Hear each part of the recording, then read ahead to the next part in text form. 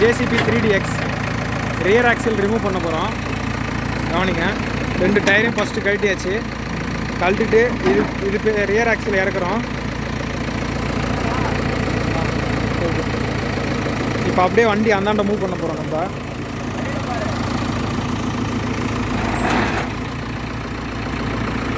Stabiliser மேலே தூக்கிக்க, stabiliser தூக்கிக்க.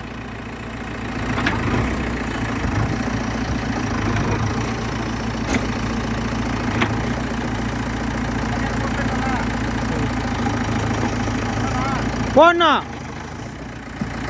அப்படியே பின்னாடி முன்னாடி தள்ளுறியா பாரு.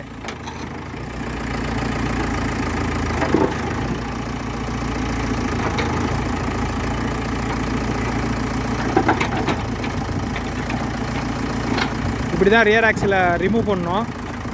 இப்போ எதுக்கு ரிமூவ் பண்ணுறோன்னா, பின்னின்னு லூஸாக இருக்குது, அதனால் ரிமூவ் பண்ணுறோம். நம்ம